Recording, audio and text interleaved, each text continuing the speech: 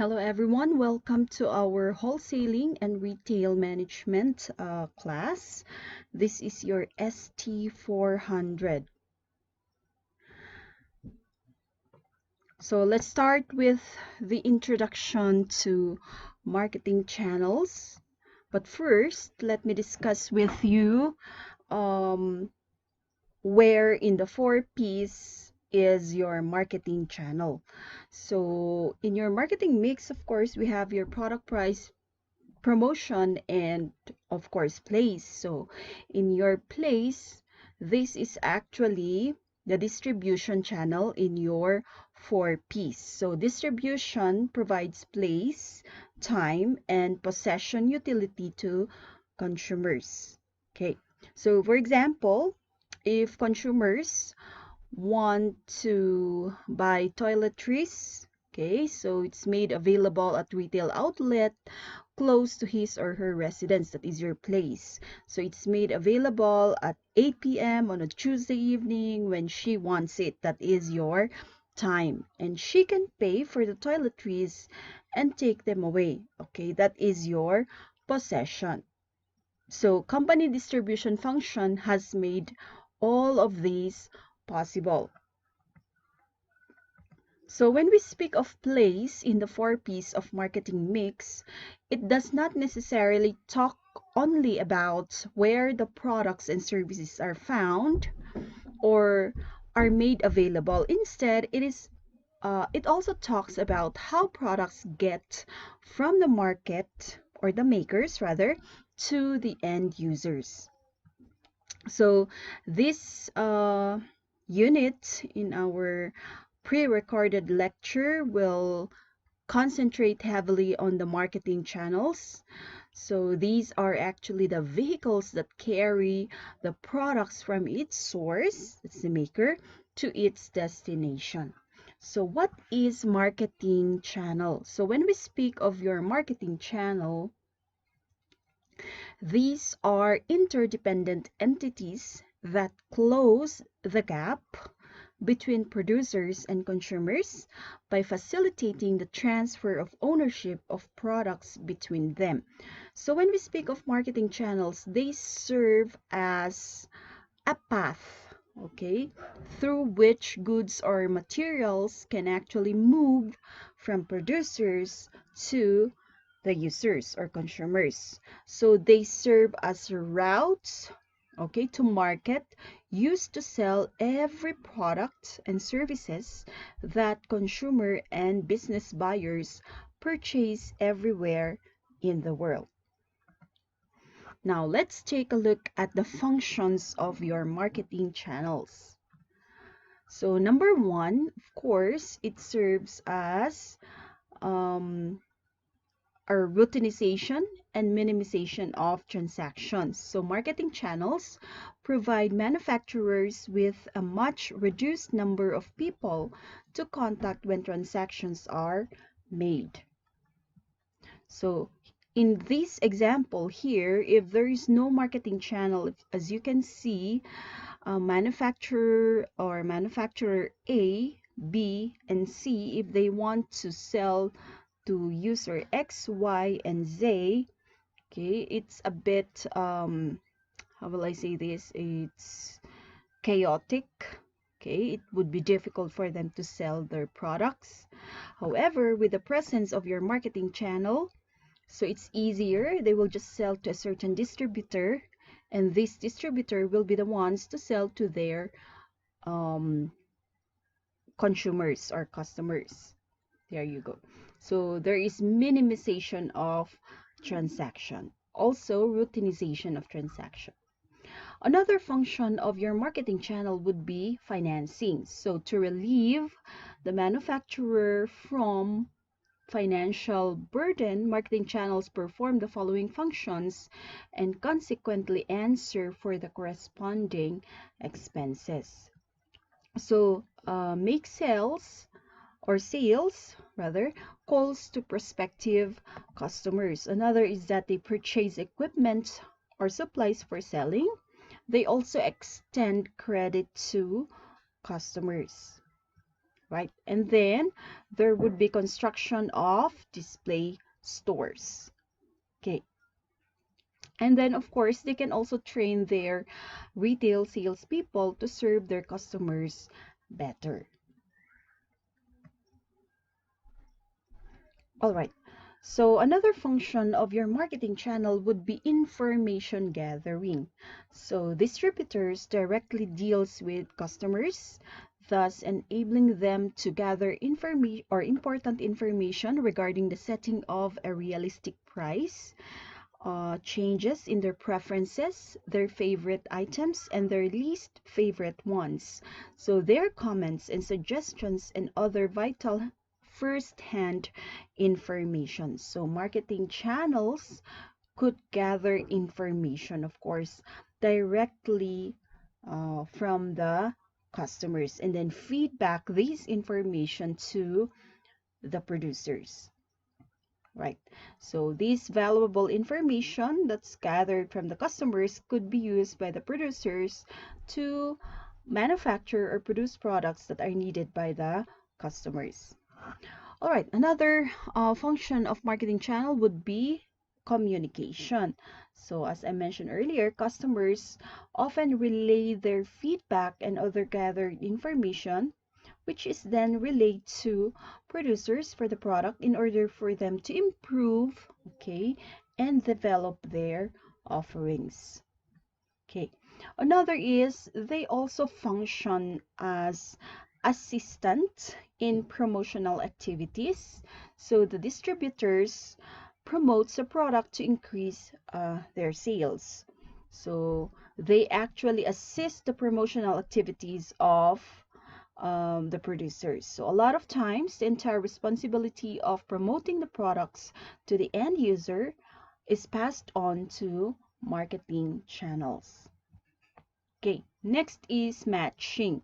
So marketing channels can further assemble, pack, or assign grading to the products delivered by the producers. So this is better to fit the products to the consumers. So when, for example, if they buy fruits from the farmers, so the marketing channels such as the retailers could actually assemble or maybe, you know, put high grade apple or fruits in one area, and then maybe it's a bit expensive, and then the maybe the not very nice fruits would be lesser expensive, so it would match the needs of the consumers. Right. Next is, of course, physical distribution. So some marketing channels have their own delivery services to provide better service to their buyers. So with this, they literally bridge the gap between producers to consumers' doorstep. All right. Next, let's proceed now to the types or different types of marketing channels. So let's take a look at the types of marketing channels based on the number of channel levels. So we have direct marketing. Basically, they do not use intermediaries, therefore having the producer interact directly to the end user. And then we have indirect marketing. They use the aid of intermediaries or your marketing channel. Based on product transfer, on the other hand, we have industrial channels. So they're also known as your business channels, those that facilitate transfer of industrial goods. So based on product transfer, the first example here is your direct marketing, wherein the product would be transferred directly to the users. Okay, and then the next one is indirect. They use the help of your marketing channels or intermediaries. Okay, so in our example here, this is for industrial channels. All right, for consumer channels, also known as your customer channels, these are those that facilitate the transfer of consumer goods. So this is our example. Again, the first example here, the first illustration would be your direct. It's from the producer to the consumer. And then the succeeding illustrations would be your indirect, because they use the aid of marketing channels. Okay, this is for your consumer channels. All right, now let's zero our discussion to wholesaling. So what is wholesaling? When we speak of your wholesaling, it refers to all activities involved in offering or selling products or services for resale or business use. Okay. So what are the characteristics of your wholesaling? So basically, alam natin, they operate on large volumes. Okay. Volumes of products such as your food, grocery, okay, automobile spares, etc. The company itself, also contracted parties, can operate as wholesaler. So usually they conduct business to business transactions. So wholesaler at the same time could also be retailers. Okay, and we know it so well that when we speak of retailers, they sell to final users. Next is that they sell physical inputs or products known as your tangible goods. They also optimize results or maximize service and minimize operating cost. That is your efficiency. They buy goods for resale. Okay, they keep inventory, take risks of price changes, negotiate terms, produce orders, deliver, and extend credit.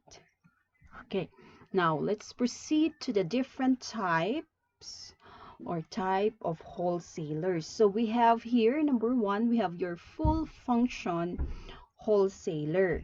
So for merchant wholesaler, these are independently owned businesses that take title to the merchandise they handle. So we have here, of course, your general line and your specialty line. We know it so well when we speak of your general line. Well, we're talking about a variety of products sold by these wholesalers. On the other hand, when we say specialty, they specialize or they focus on a particular product. We also have your sales office and branches, so manufacturer owned and controlled wholesale outlets. So they are manufacturer, but at the same time they also own and control the wholesale outlet. We also have agents, so they act as representatives of manufacturers in the selling process.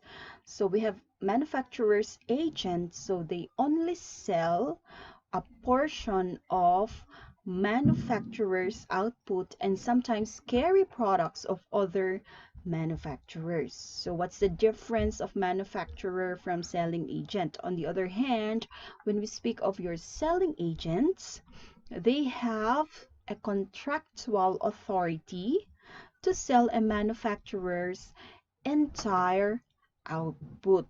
Okay, in your manufacturer's agent, they only sell a portion, but in your selling agent, they have a contractual authority to sell a product's or a manufacturer's entire output. They are also given almost complete control over pricing, selling, and advertising. For brokers, on the other hand, these are also neutral middlemen until, of course, they serve until called to serve either the seller or the buyer. So their main function is bringing buyers and sellers together and assist in the negotiations. So in your brokers, we have here your commission houses. So commission houses, they take physical possession of the merchandise but not the title. A very good example of your commission houses here in Baguio, I think it's in La Trinidad. Ito yung, anong tawag doon? I forget the name of that place. So in La Trinidad, it's a place where the farmers will actually, ayun, trading post. So the farmers would bring their products there in trading post so that the buyers or other business people could go there and buy the products. So we call these as your commission houses. So they take possession of the merchandise, but they do not own it. So parang bagsakan lang siya doon. So then they negotiate the sale of products, including prices, they arrange delivery, perhaps, or they collect payments and remit the proceeds of sales. Right. So we also have your drop shipper. So those who take the title of the product but do not physically handle them. So upon receipt of order, they select a manufacturer who ships the product directly to customers. Yan. So these are known as your drop shipper. All right, we also have here your truck distributor. So those who operate warehouses and trucks and perform primarily selling and delivery. Okay, we also have mail order wholesalers. So those who sell through mails, send catalogs to retail, industrial, and institutional customers. For cash and carry wholesalers, those who sell to customers in other or in their warehouses on cash basis. So they provide no credit and delivery services. Okay. We also have, of course, cooperatives. So they purchase by volume from manufacturers, which enable them to obtain higher quantity discounts, which eventually will become a benefit to the members. For rack jobbers, so those that maintain their own racks within a retail establishment. And they have their own racks within the retail establishments. Okay, let's take a look at the different types of channels. So we have sales channel. So they motivate buyers, they motivate buyers. They share information between company and its customers, negotiates a fair bargain for customers or consumers, and finances the transaction. So it includes a company sales force, door-to-door marketing, wholesaler, distributor, telemarketing, internet marketing, and retail channel. So we call these your sales channel. We also have your delivery channel. So it's a means used to fulfill the obligation to supply a product or service. So these are meant for physical part of the distribution. For service channels, they perform after-sales service. So they offer services to customers such as banks, hospitals, health spas, okay, doctors, legal clinics, entertainment firms, and universities. So we call these as your service channels. So they primarily provide services. Okay. All right. Let's take a look at your distribution management. So distribution management talks about the management of all activities which facilitate movements and coordination of supply and demand in the creation of time, place, and utility in goods. So the art and science of determining requirements, acquiring them, distributing them, and of course finally maintaining them in an operationally ready condition for their entire life. So this is your distribution management, right? So in terms of the patterns of distribution, so it determines the intensity of distribution. So intensity decides the service level provided. So it could be intensive, selective, or exclusive. So we know it so well when we speak of your intensive distribution. So they distribute products through every reasonable outlet available. So the strategy is to make sure that product is available in as many outlets as possible. So it's preferred by customers, okay, pharmaceutical products and automobile spares. So the aim is to provide saturation coverage of market by using all available outlets. Okay, so that is your intensive distribution. However, when we speak of your selective distribution, multiple but not all outlets in the market. So there are few selected outlets that are permitted to keep the company's product. So it's selected in line with the image of the company that they want to project. Okay. So it's also a type of product distribution that lies between intensive distribution and exclusive distribution.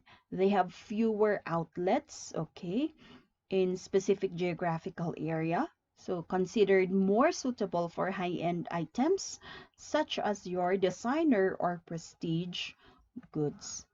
Exclusive distribution, on the other hand, they have highly selected choice, maybe even one outlet in an entire market car dealer, something like that.